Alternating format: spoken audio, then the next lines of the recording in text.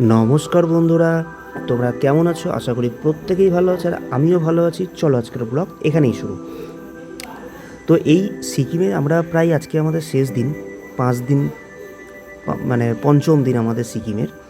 তো আমাদের আজকে ফিরতে হবে, মনটা কোথাও গিয়ে একটা খারাপ, কিন্তু তারপরেও যেটুকুন সময় আছে সেইটুকুন তো প্রকৃতির সাথে মিশে পরিবেশকে উপভোগ করতেই হবে। আর ঠিক সেই জন্য আমরা বেরিয়ে পড়েছি সকালবেলায় ঘুম থেকে উঠে মর্নিং ওয়াক করতে।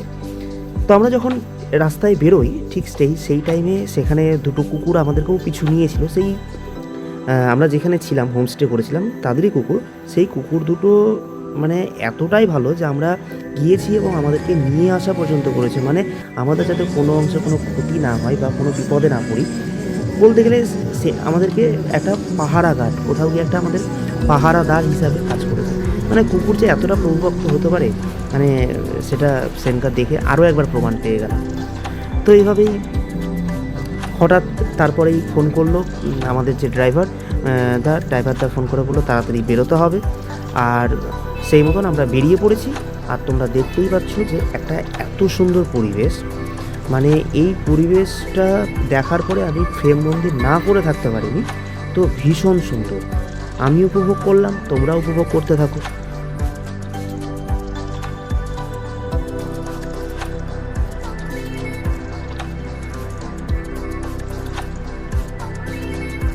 তো যাই হোক, পাহাড় মানে খামখেয়ালিপনা, এই হয়তো রোদ, আর তারপরেই আমরা দেখতে পাচ্ছি যে বৃষ্টি। তো আমরা সেইভাবে হয়তো এই পঞ্চম দিনে সেইভাবে আমরা বৃষ্টি পাইনি, তবে গতকাল এবং আজকে যে বৃষ্টির পরিমাণটা সেটা অনেকটাই বেশি। আর পাহাড়ের বৃষ্টি যতটাই সুন্দর হয় ঠিক ততটাই ভয়ঙ্কর, তার কারণ প্রবল জলোচ্ছ্বাস, আর তিস্তা নদী ওখানে প্রবল ফুলে ফেঁপে ওঠে, এই জন্য অত্যন্তই ভয়ঙ্কর। তো আমরা সেদিনকার আমাদের ড্রাইভারটা যেটা বললো যে তোমরা তাড়াতাড়ি বেরাও, কারণ না তো আমার পক্ষে ফেরা, মানে ড্রাইভারের পক্ষে ফেরা খুব রিস্ক হয়ে যাবে।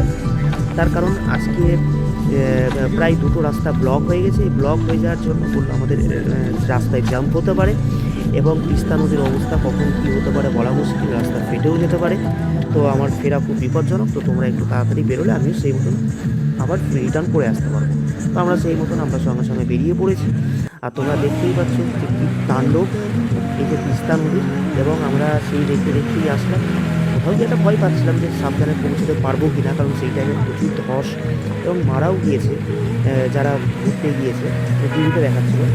তো এটা একটা আলাদাই একটা ভয় কাজ করছিল। তো ঠিক যাই হোক, ভগবানের নাম করে আমরা ফিরে এসেছি, খুব ভালো আছি। চলো টাটা।